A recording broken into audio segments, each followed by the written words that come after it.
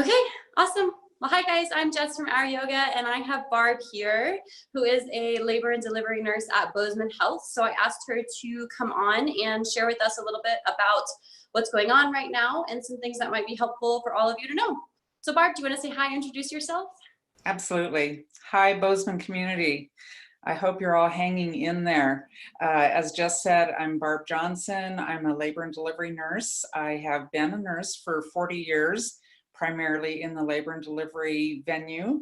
30 years of that has been here at Bozeman Health. And so I obviously have a passion for what I do, and I love what I do. Otherwise, I wouldn't have done it for so many years. And I hope that through our interview today that I can extend a little confidence for you folks and give you just a little sense of calm as well as to what's going on in Bozeman and what's going on at our hospital in specific, and how you can help yourself and how we can help you as well. So yeah, that's what Awesome, I would like thank to know about. you. I feel calmer already, so I'm grateful to hear straight from the source rather than just the rumor mill. So my first question then is just, what's it like to be a labor and delivery nurse right now? Well, I don't think it's any different from any other nurses or even any other people in the world right now. We're all in this together, aren't we? And we all share that same sense of uncertainty and anxiety. It's getting real. It's getting real for us here in Bozeman, for sure. I think we can all be very thankful that we are not in New York or in a larger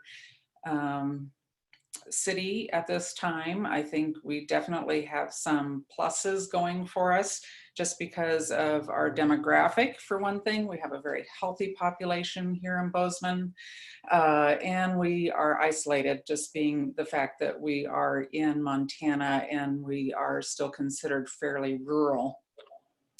But it is hard. So yeah, we share all those same anxieties. We want to take care of ourselves, of course. We're concerned about that. We're concerned about our own health. We're concerned about our families. Are we going to be sharing coronavirus with our families when we go home in the evening? And we definitely have concerns about all of our families and patients that we come in contact with. We want to keep all of you healthy as well. So we're trying our hardest and doing our best. We're following CDC guidelines at the hospital, and it's working, right? So, Bozeman is doing its part. We are all in this together, and we are all doing the right things as far as social distancing. We're doing our hand hygiene. We're trying to not touch our face. We're limiting our outings, and that is working for us. So we have that going for us, and we can be confident that that is what we need to continue to do, and that is going to help us get through this, and we are going to get to the other side of this. Absolutely. Thank you for sharing that. I imagine it's just a lot for all of us. So in terms of your work environment, what do you feel like is the biggest challenge right now? I mean, I know you sort of touched on some of that, but is there anything else that really stands out?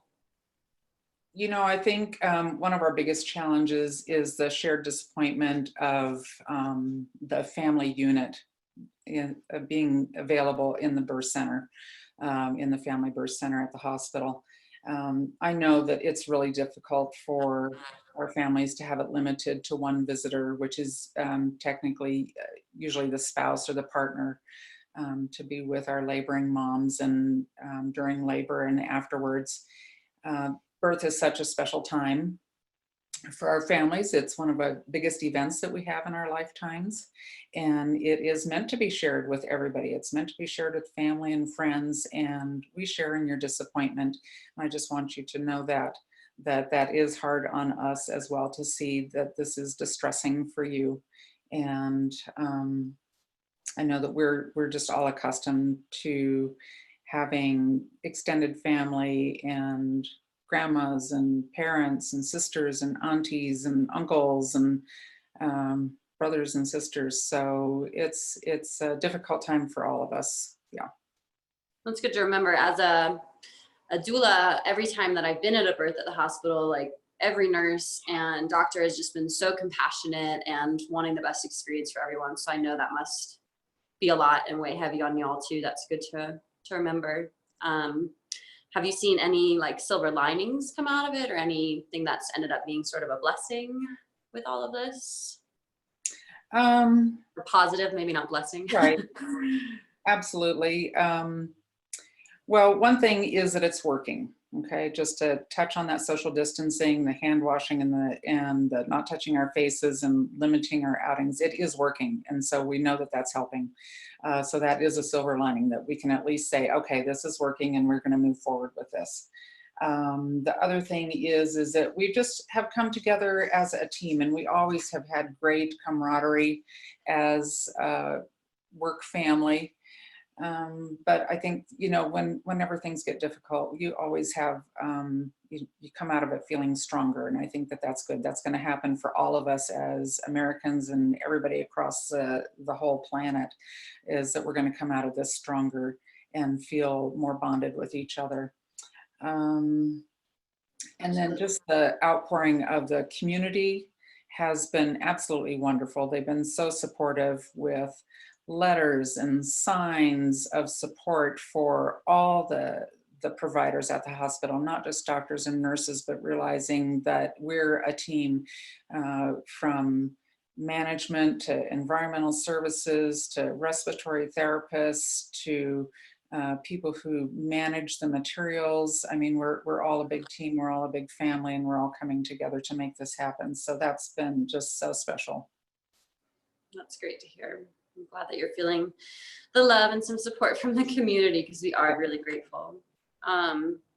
So then in terms of expecting moms, I'm curious what you would most want expecting moms or couples to know about birthing in a hospital setting right now, or I guess specifically birthing at Deaconess. Well, I would want you to know that it is safe. And like I have already mentioned and touched on, is that the numbers in Bozeman and in Montana in general, relatively speaking to what's going on in some of our bigger cities, are quite low.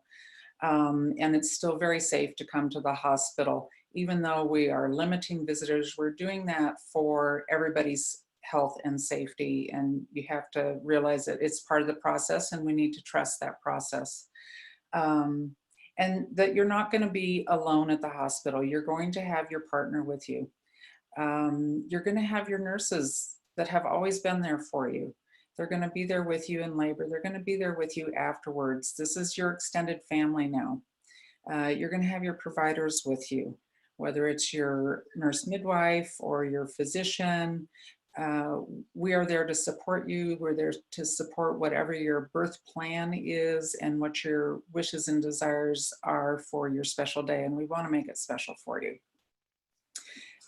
If you have a doula, we would invite you to bring your iPad, bring your computer, obviously your smartphone, and invite your doula or your special person to be with you via technology. And that can be very supportive at this time. It's different. It isn't the hands-on that we're used to, but they can offer a wide range of support for you, even through the internet. So please keep that as a consideration, that you can have that person with you as well. That's amazing to hear. That actually made me tear up a little bit, because I have so many women just terrified of having to give birth alone, and hearing you affirm that that's just absolutely not going to be the case, I just think is really, really relieving. And I actually had a doula client, and the day she ended up going into labor, about 2 days after the policy of, only one extra person. And I did do a meditation with her on her phone, and it's not the same, and it's, sort of weird for all of us, but it did seem like it helped a lot. So that's an awesome thing to know, to keep in mind, and like encourage for people to do have that support in that avenue. So it's nice. And then my next question would be, do you recommend that women labor at home as long as possible right now before coming in? And if so, how to do that safely? I know that can be, all over the place with how long birth or labor lasts, and first time baby second, but I'd love to hear your thoughts on that. Right. So I think that's something that we as nurses and certainly the families providers definitely encourage. If you feel comfortable at home, you are most likely going to be safe at home. But this is certainly a conversation that you're going to be having with your specific provider, whether it's a midwife or a physician, and saying, hey, what do you think about this? How long should I stay at home? But things that you can do safely at home if you have a low risk pregnancy and you're early in your labor, meaning that contractions are not one on top of another. They still have some space between them. You're able to still do some things around the house. You feel comfortable watching a movie. You feel comfortable showering, taking a bath. Your baby's still active. Your water hasn't broke. These types of things. Definitely you're going to contact your provider and say, hey, this is what's going on. What do you think? You know, my contractions are 5 minutes apart. I live 3 minutes away from the hospital. Do you feel comfortable with me staying at home? Because I still feel comfortable at home. So just to have that ongoing conversation with your provider throughout that early part of your labor is going to be super helpful. But yeah, I think that is something that we're going to encourage for sure. And the other thing to be thinking about is perhaps an early discharge as well. So if you are low risk, everything has gone well, you didn't have a C-section, we are looking at 24-hour discharges for families. So that, and it's going to depend certainly on what time of day that is. If your 24-hour stay ends at 2 in the morning, then perhaps you want to stay until 7 or 8 or 9 o'clock in the morning. But kind of looking at some limited stay options for families so that they can feel more safe and more comfortable at home at this time. That makes sense. So is there anything that we can do to help with some of the anxieties that moms are feeling or stay informed? I imagine that a lot of it's just providers being in touch with individual patients. But yeah, just that extra anxiety. I know you can probably speak to that a little bit. Yeah, I think it's still an important time to be kind of taking some ownership of your pregnancy. And we have birth classes at the hospital now that are offered through the Zoom format. So you could still consider taking that. I know there was a small period of time there where we were transitioning to the online format and from the live classes, but now that is going again. So that's helpful. So continue to look into those options. There are other options for childbirth education, whether it's through a hypnobirth class, which there are 3 providers that I know of here in town. I am one of them that are offering hypnobirth classes through the Zoom format as well. You could consider getting a doula at this time, like I said, just because your doula cannot provide hands-on care for you in labor and delivery doesn't mean that she can't be very supportive to you throughout the rest of your pregnancy and in labor through the internet. Some other things to consider are some hypnosis apps. Right now, I know there's a couple that are popular. One would be Grace Smith is a popular hypnotherapist right now. And in the month of April, I think up until April 15th or 16th, she's offering some free hypnosis apps online. So that would be something to look into. She has some things that are specific to pregnancy. There's another hypnotherapist. Her name is Bree Taylor Molyneux, and she's been online for years, but she also has some hypnotherapy applications that are related specifically to anxiety and to birth as well that can be quite helpful. Even just if you're more into reading, if you're like, I just really don't feel like I have time for a class right now, but what are some books? So hypnotherapy, Hypnobirthing with Marie Mongan is a great resource for a book, as is the Calm Birth Method. And the author on that is Susie Ashworth. So I would highly recommend those as resources as well. Can you give a brief, sort of how you came to hypnobirthing? And I know you said it's because you noticed such benefits at the hospital, or maybe not even how you got there, but just how you've seen that it helps. Yeah, so like you say, I have experienced many hypnobirth clients at the hospital, but I've also experienced thousands of births where women have not had hypnobirth preparation, but have also had very confident, calm births. And I think it really is that mind-body connection, which is the premise of hypnobirthing, that our thoughts are really powerful. So what is going on in our subconscious, how we have been scripted for birth, and can we change that? And the good news is yes. I think society as a whole has negatively scripted birth to be something that is scary and frightening. And when in fact it is a natural process that women are extremely capable of doing.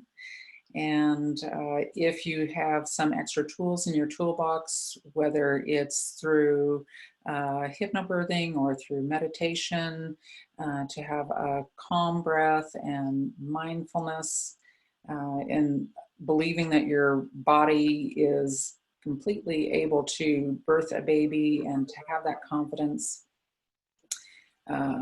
is kind of the premise between, I'm kind of rambling a little bit here, but just kind of the premise behind hypnobirthing, that through these tools, you can have a very satisfying, calm, and even comfortable birth experience.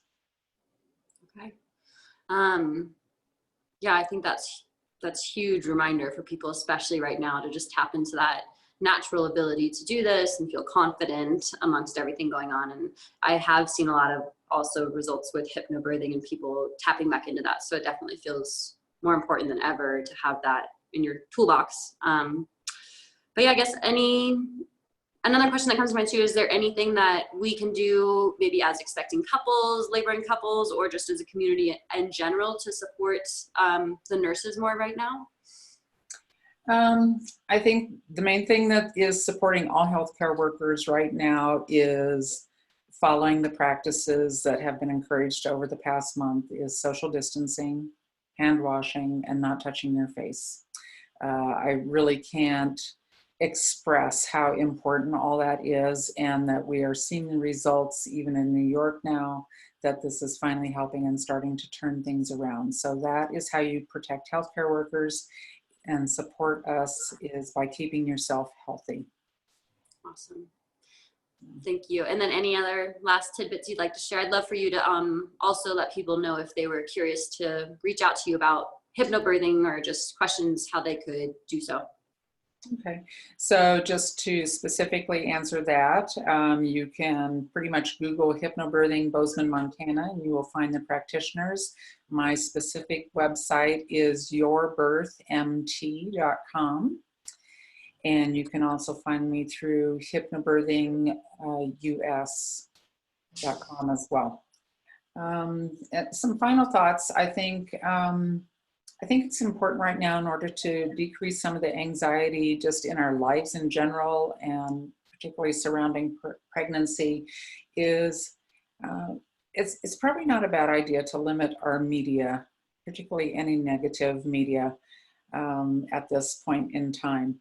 We need to be very cognizant about what we are absorbing into our minds at this point in time, and there hasn't been a lot that's changed over the past month as far as what we need to do about it. So like I am reinforcing that we, the social distancing, the hand washing, and the not touching our face is working, and that seems to be the common theme that we hear every day. But there are a lot of situations that are going on around the world that really are not helpful to hear on a regular basis, and just kind of feeding that anxiety that we are all having. So thinking about, what is the media that we're watching right now? Is it positive? And who are the people that we are associating with? We need positive people in our lives right now. We need positive birth stories for our families. Sharing of negative birth stories is not helpful at this point. Listening to negative birth stories is not helpful. And I give all pregnant women and families and partners the power to just literally cover your ears or put your hand up and say, please stop. If there's anything negative that is being shared, and I know we laugh about that, but it is true. Words are powerful and thoughts are powerful, and what we have in our mind expresses itself in anxiety. So if we can have positive thoughts, positive feelings, we can definitely decrease our anxiety. This is also a boost to our immune system as well. And it leads to calm moms, happy babies, and healthy births. So please think about the types of media and negative vibes that you're surrounding yourself with right now. Well, I pretty much couldn't think of a better way to leave everyone than that. That's super powerful and a good reminder to me that boundaries are almost more important now than ever, in just a lot of ways, because we're getting so much right now. And yeah, just to stay grounded and find what helps to bring you some joy. So, well, thank you so much, Barb. I super appreciate it. And I know you, yeah, just appreciate you taking some time out of your day to share with everyone. And we look forward to, yeah, to you offering more hypnobirthing in the community as we move forward into a lot of beautiful births and happy moms and families and babies. All right. Thank you so much, Jess. Everybody, we're in this together and we are going to do this together. We are all healthy today and we are going to be healthy tomorrow. All right. Take care. Thank you.